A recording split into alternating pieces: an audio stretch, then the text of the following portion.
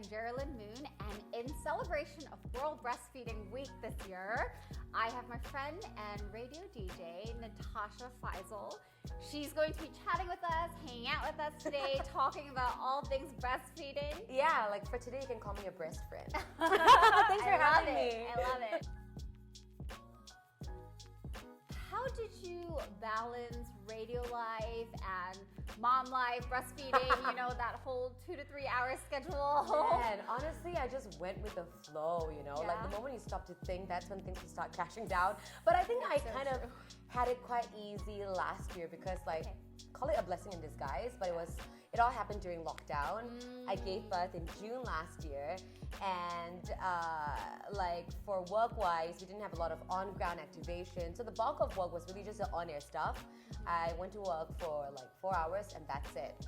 But even so, you would think like 4 hours, that's like a short time to be away from your kid, right? Yeah. But by the end of the show, I would deal with like engorged boobs. Oh, I know. It's 4 hours. It's like, you know, it's like building up your supply in there. And I'm like, oh no, my baby's calling. And then I gotta pump on the go. Yeah. So it was a bit of getting used to, but I think once you get into a system and having a good breast pump on hand, it will really help, So with Ella, I actually went right back to work right away, almost like immediately. You're a super mom. No, I don't know, I was so like eager to like feel like myself again, I guess. Yeah, I get it. You want to reclaim your body and instinct. So I was like pumping on the go, pumping in the car. And actually what was really helpful for me was having a rechargeable pump. So like, this blows my mind that you can just pump on the go. I just love how sleek this looks. Like this is a thing from the future kind of thing. Isn't it amazing? Because with my first child, I had like that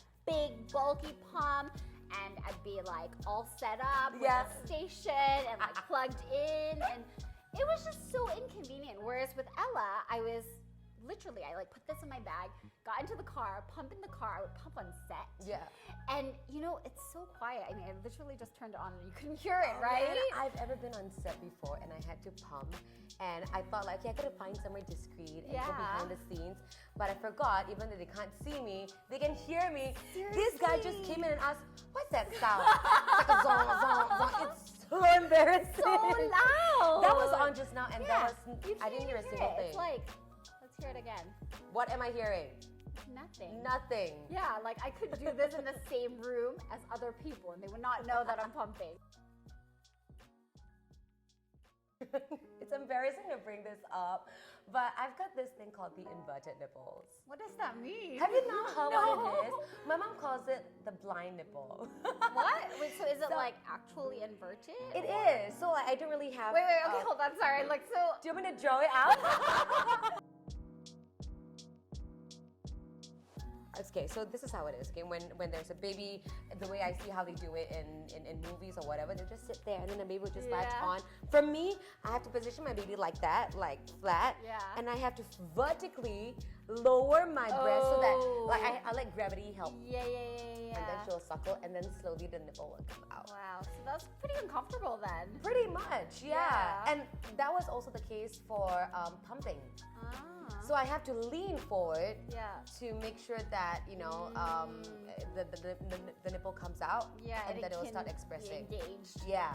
Oh, interesting. So finding and discovering the brand new Avent one, it doesn't require you to lean forward. You can it's an upright position for you to... In fact, I kind of lean back. Like I find it so comfortable. It's a lot easier, and it's also adaptive. It's got a silicone cushion that is very, very comfortable as well. Yeah, you don't have to like change the nipple size, because I never understood that. I was like, what does that mean? I don't know what my nipple size is, you know? It's like... You talk about breast size, but nipple size, no one knows. You know, I think my favorite thing is that it massages all around. Yeah. So it doesn't just suck in your nipple from the front, which can be really painful.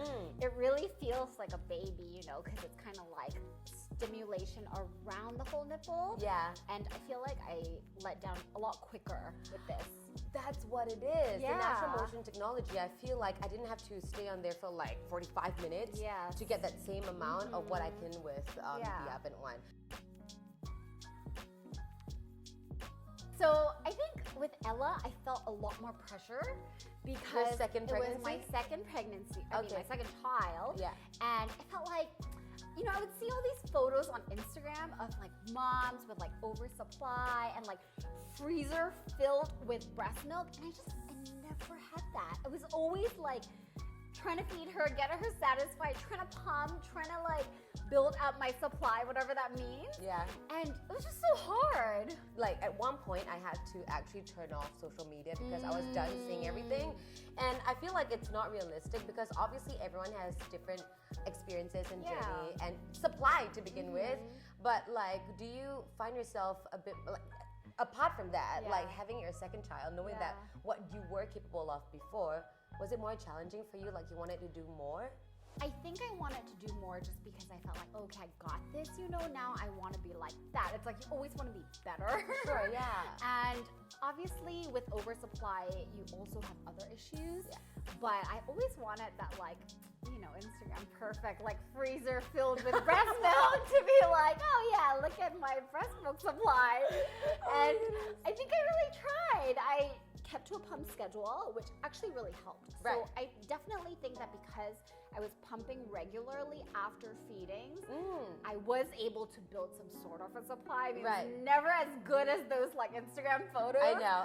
But it was a big improvement because with my first child, I was just struggling to get by. I mean, I was literally just like feeding on demand, and I didn't really have a schedule. But I think that whole, you know, feed your baby and then wait 1 hour and then pump, that really helps because it kind of tricks your body into like your baby wants more, like there's a bigger demand, right? I just saw this on a CNN article. This young lady was saying that she was getting unsolicited advice left, right, and center, and it's just, it comes to a point where it's almost ridiculous because they sometimes contradict one another.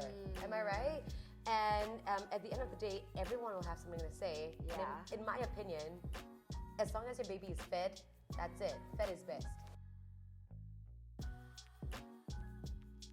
I feel most pressured from the older generation because if you're home with like, you know, and there's like grandma and like my confinement nanny and the baby cries, they're like, oh, baby's hungry. Oh, please. And they love to say, I don't know how true this is or if it's a myth, but they love to say that formula keeps the baby full longer.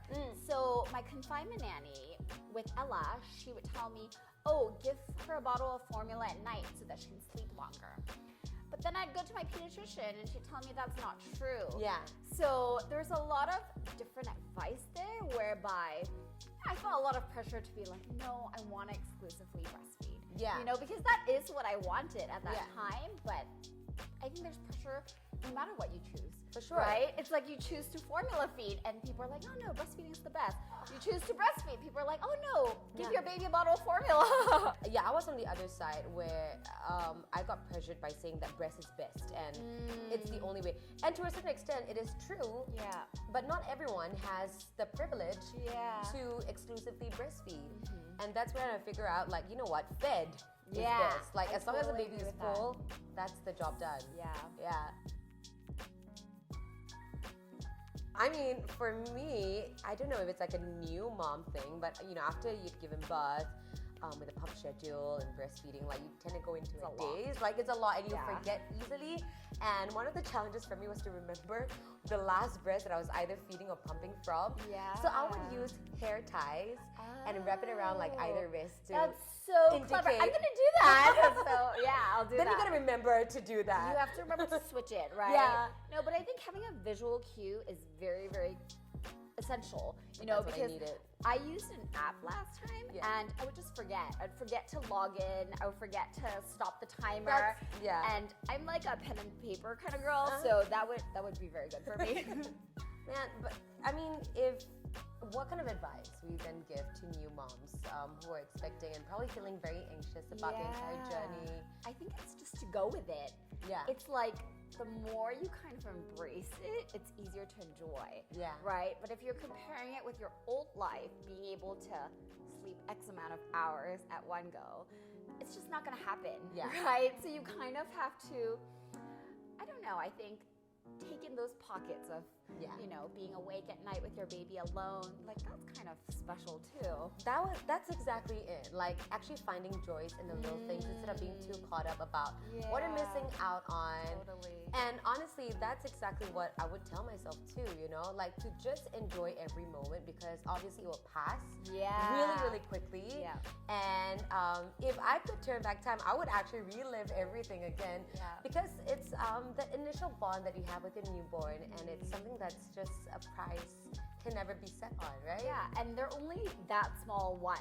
It's so true, you know, how people say that time passes so quickly.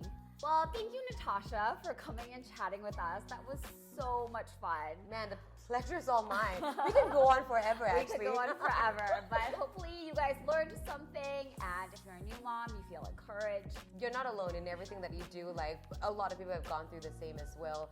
But really, having the right tools kind of takes care of everything and have one thing down to worry about. Yeah. So, good luck and be safe.